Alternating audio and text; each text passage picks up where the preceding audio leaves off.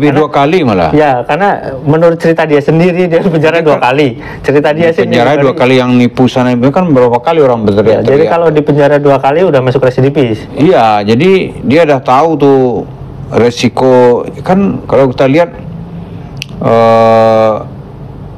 pencuri gitu ya. Iya. Pencuri besar itu kan dia tahu tuh ini Punya pengalaman juga. Hukumnya di sini, cara selamatnya di mana. Kalau tersangkut nanti berapa kita kena hukum kan gitu. Nah,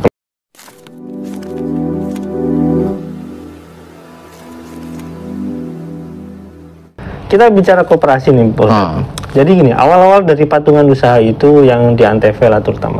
Di Antv kan dia mengumpulkan uang sekian ribu orang, yang katanya satu orang 1 juta sampai dapat 1,5 miliar, dan uang itu menjadi DP untuk Hotel Topaz ya. Itu punya saya tahu lah si pemiliknya itu, saya nggak perlu sebutkan.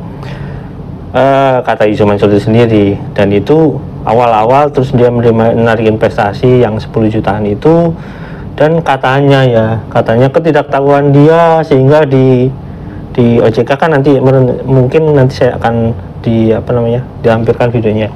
Jadi katanya saya ini nggak tahu regulasi masalah koperasi kayak gitu, sehingga ditegur OJK dan terbentuklah Koperasi Merah Putih pada saat itu. Merah Putih, ya, yang akhirnya diganti nama menjadi Koperasi Indonesia Berjamaah. Kayak sebelum kita ngebahas koperasi ini, Bos. Nah, tapi ini jadi pertanyaan, ketidaktahuan Yusuf Mansur katanya, oh ya pokoknya dia nyebut kayak gitulah. Yang jadi pertanyaan, ketika pengumpulan investasi batu bara jamaah Masjid Darussalam itu, dia kan pakai koperasi. PMT itu kan koperasi. Koperasi ya.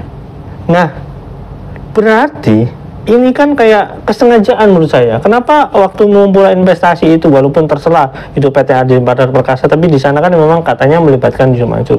Berarti kan udah tahu jalan awalnya, walaupun yang pertama pakai koperasi orang. Berarti kalau mengumpulkan investasi harus melibatkan koperasi. Ya karena memang minimal lah lembaga yang terkait itu koperasi untuk investasi. Berarti patungan usaha yang awal-awal saya nggak tahu apakah itu memang terdaftar orang-orang investasi itu memang benar-benar dicatat secara benar atau enggak, saya kan nggak tahu ya, Bos saya. Berarti kan memang unsur kesengajaan itu Yusuf Mansur menurut saya ya itu disengaja gitu, awal-awal nggak pakai koperasi, sehingga banyak sekali korban yang awal-awal itu sampai jadi bingung karena apa, mungkin kayak bukti transfernya udah nggak ada, terus sertifikatnya ada yang nggak dikirim juga, terus pokoknya bukti-bukti yang harusnya menjadikan si pemilik uang itu, investor itu menjadi pemilik saham, kan banyak yang nggak dapat itu. Jadi menurut saya kesengajaan. Nah, Pak Ustadz, untuk bicara koperasi ini, karena ini udah kan indikasinya kesengajaannya, menurut saya apakah Pak Ustadz pernah menemukan gitu kesengajaan lain yang dilakukan Yusuf Mansur terkait baik itu urusan agama atau urusan yang lain gitu? Intinya kalau urusan agama biasanya sengaja bercerita fiktif untuk mendulang sedekah gitu. Pernah nggak menemukan itu? Ya, kalau Yusuf Mansur itu dia sebelum memulai itu dia kan beberapa kali menjadi residivis ya. ya. Residivis kan, jadi dia tahu karena kalau sekali mungkin bukan residivis, kalau 2 kali residivis gitu. Lebih 2 kali malah. Ya, karena menurut cerita dia sendiri dia penjara 2 kali. Cerita dia sendiri. Penjara 2 kali, yang nipu sana itu kan berapa kali orang berteriak. Ya, jadi kalau di penjara 2 kali udah masuk residivis. Iya, jadi dia udah tahu tuh resiko. Kan kalau kita lihat pencuri gitu ya. Iya. Pencuri besar itu kan dia tahu tuh ini punya pengalaman juga. Hukumnya di sini, cara selamatnya di mana. Kalau tersangkut nanti berapa kita kena hukum kan gitu. Nah, kalau melalui nanti berapa damainya. Kira-kira dia tahu dia itu tuh. Jadi tidak mungkin Yusuf Mansur tidak tahu. Karena termasuk yang patungan usaha itu. Iyalah, karena sepanjang mulai dia berumur berapa itu? Umur belasan tahun ya, dia sudah bergelut dengan dunia seperti itu. Saya pernah kasih kopian di surat kabar, surat kabar Duta Masyarakat. Ya. Ada tuh surat kabar itu.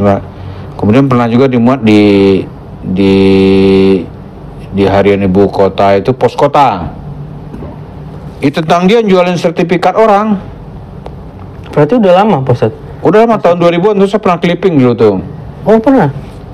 Ya, tahun 2000-an lah. Itu dia jual sertifikat orang gitu kan. Oh, jadi udah lama sekali Pak Ustadz bahas ini. Saya mulai bahas tentang tahun 2000-an tuh saya udah mulai clipping tentang dia gitu. Kelakuan semuanya iya. Gitu dibahas. Udah tahun 2000-an saya udah clipping tentang dia. Oh. Kita cari semua buku-bukunya ya kan. Ya. Saya buku Sumansur itu mungkin ya kalau nggak semua ya mungkin sejauh yang pernah dipublish gitu ya. Saya punya itu. Yang ramai dipublish ya? Yang ramai dipublish ada 18 judul kalau nggak salah itu. Saya punya semua itu. Yang kun fayakun juga gitu. Terus masuk kun fayakun, ngarep macam-macam lah gitu. Mencari Tuhan yang hilang apa gitu.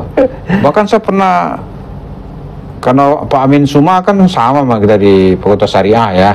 Iya. Dia dekat nih ketua, saya mengajar situ. Kita biasa tuh diskusi-diskusi. Saya bilang Pak Amin kok Pak Amin komentar ini sangat ini sekali gitu, nggak ada penekanannya gitu. Itu kan orang baru mulai ini gitu, mulai menulis ya biarin aja lah. Jadi cerita Sumansur ini dia sangat tahu tentang resiko itu, sangat tahu dia. Kan dalam cerita-cerita fiktif itu dia punya tim, ada tim penulis cerita fiktif gitu. Ada tim penulisnya. Ya termasuk yang ini mungkin ya, waktu malaikat ngirim masih padang itu. itu kan goblok itu. Saya bilang kiai yang nulis, yang membenarkan itu bolehlah, saya bilang tuh kiainya itu ilmunya belum ya, ilmu nanggung lah ya. Kenapa? Malaikat itu kan hanya bisa diperintah oleh Allah. Ya kan? Wa yaf'aluna ma yu'mar. Dia akan membuat apa yang diperintah. Siapa yang bisa merintah malaikat? Ya Allah. Allah. Saya datang ke Nabi Muhammad, gitu kan? Malaikat Jibril gitu. Terus apa kepentingan Allah gitu kan? Mengutus malaikat Jibril ngantar nasi padang kayak Sumansur. Apa? Kalau kepada Nabi Muhammad menghantarkan wahyu. Itu besar ya kan? Terus diturunkan lagi di perang Badar misalnya itu ya. Allah menurunkan beribu-ribu malaikat, gitu kan? Iya.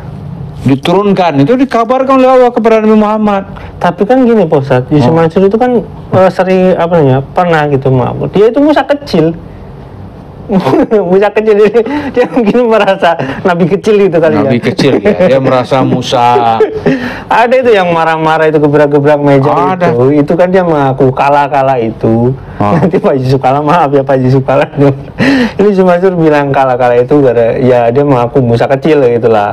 Kalah, nggak bakalan kita ditangkap, nggak bakalan kita apa gitu kan.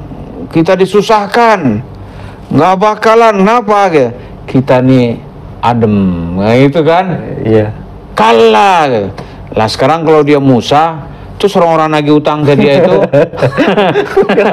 Fir'aun, pengikut Fir'aun, aneh-aneh aja, pengikut Fir'aun gitu, bukanlah, kalah. Jadi dia tuh berhalusinasi dengan cerita-cerita itu. Saya lihat satu sisi nih ya gimana ya wawasan jemaah kita gitu ya. Ya nama masyarakat umum tuh memang rata-rata tuh ya kan dia tidak belajar Islam sebagai ilmu secara teratur kan umum begitu. Diterima aja. Saya lihat tuh ada yang dia ngaji di Masjid Istiqlal gitu. Tapi tafsir yang dibuat tuh tafsir ngawur-ngawur aja. Nggak ada lensnya, ya kan? Nggak ada standarnya, nggak ada referensinya, suka aja. Kalau kita namanya lu ngawang gitu, dia ngawang-ngawang aja dia. Begitu dipantah sedikit, langsung tuh hancur tuh semua nilai-nilai yang dia bawa. Misalnya dia menganggap dia Ibrahim kecil. Ibrahim. Itu sini ini dalam ceramah itu kalau cerita kalau nggak Musa itu ya Sulaiman. Dia merasa jadi apa namanya jatuh dan ingin seperti Nabi Sulaiman gitu. Jadi ditambah-tambahin sama dia. Sulaiman kan bisa berbicara dengan binatang. Ya. So Mansur juga bisa bicara sama semut. Sama semut. Tapi Sulaiman itu kan bagian dari wahyu, bagian dari mukjizat ya kan? Ya. Untuk mengukuhkan kenabian dia dikasih Allah namanya Izzah gitu kan? Ya. Untuk penguatkan gitu. Ya. So Mansur bicara sama semut itu untuk dapat duit, kan aneh. Dia dapat duit. Ya, tapi itu untuk bicara semut juga agak aneh. Kenapa nggak mungkin roti habis dalam sekian menit lah? Nggak ada. Sama semut ya. Itu jelas itu bohong, fiktif. Nggak bisa. Kalau mukjizat itu pertama ada kabar atau apa namanya wahyu disebut oleh Allah, ya kan? Ya. Misalnya diceritakan seperti tadi itu malaikat diturunkan kepada Nabi Muhammad dikabari, kemudian itu disaksikan oleh banyak orang. Ya. Nggak ada wahyu untuk sendiri buat apa? Wahyu misalnya dia punya mukjizat, tapi untuk diri sendiri gitu. Ya. Nggak sesuai dengan tujuan Tuhan mengirim malaikatnya. Ini malaikat Jibril yang begitu mulia gitu. Itu tugasnya ngirim nasi padang. Mau malaikat nasi padang. Dan marbot aja tuh office boy bisa kok beli nasi padang. Ada pula kiai yang sudah kita kalau nggak hati-hati kita bahasa orang marah ke kita gitu. Mungkin saja ya Allah mengirim malaikat Jibril untuk mengirim nasi padang ke Yusuf. Apa ini? Itu menjadi kalau ada orang yang seperti itu, walaupun dia berstatus kiai, itu sama saja menjerumuskan dirinya. Ya, karena hal itu mustahil. Karena malaikat itu hanya bisa diperintah oleh Allah. Iya. Masa Allah itu dengan sengaja nyuruh beli nasi padang. Ada nanti malaikat disuncuri oleh Allah. Allah tuh bos yang pencuri ya Pak. Datang ke pasar kata Su Mansur kan, ada orang seperti teman kita. Itu belum tentu teman. Bisa malaikat Jibril yang disuruh oleh Allah. Baca salawat, tunjuk, ambil, pergi. Jadi malaikat Jibril disuruh menjadi pencuri oleh Allah.